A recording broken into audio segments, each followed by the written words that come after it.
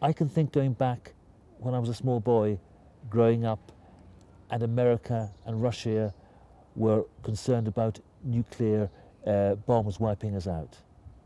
That was a real threat. But I think in our heart of hearts, we probably knew, in the end of the day, the powers would hold back on the brink.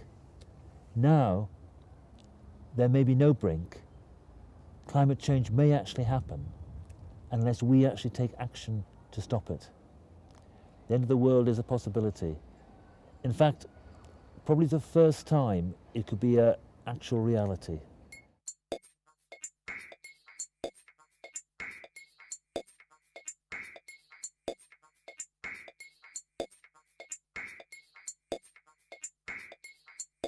I'm very involved in the campaigns against airport expansion, and one of the reasons for that is that aviation is the fastest growing contributor to climate change worldwide, and unless something is done about it, then there's going to be real problems.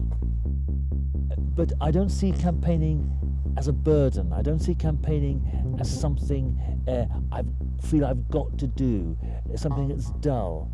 It's actually hugely challenging. It's hugely exciting because there's a real possibility as a campaigner I can make a difference. To be a campaigner can be very stressful, it can be very difficult. Above all, perhaps it can be frustrating because you actually feel you're not getting anywhere. You feel that the authorities are against you. You feel that global policy is against you. That's very true. But at the same time, if it was just frustrating, I wouldn't be at it 25 years later.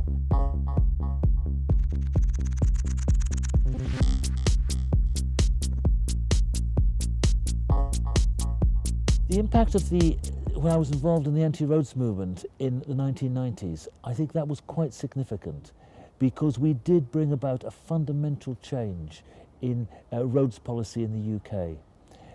Before the 1990s, building new roads was the way forward. Government saw it for transport policy in Britain. After the huge protests which we were involved in, that's no longer the case. Of course there are roads being built, but the things have been turned around, and that was hugely exciting, and that's the sort of thing I would like to be involved in now as far as airports are concerned. Organise. I think we can make change happen. I think climate change is the trigger for that change to happen. But I don't think it'll happen without some sort of organisation. Yes, we do all have to think about making individual changes to our lives, but I think that on its own is not enough. I think there needs to be organisation, there needs to be campaigning, there needs to be mobilisation of movements. And I actually believe that every single one of us can do that. Jose Mourinho calls himself, as the manager of Chelsea, the special one. Now, I don't think any of us need to be the special one in order to do campaigning.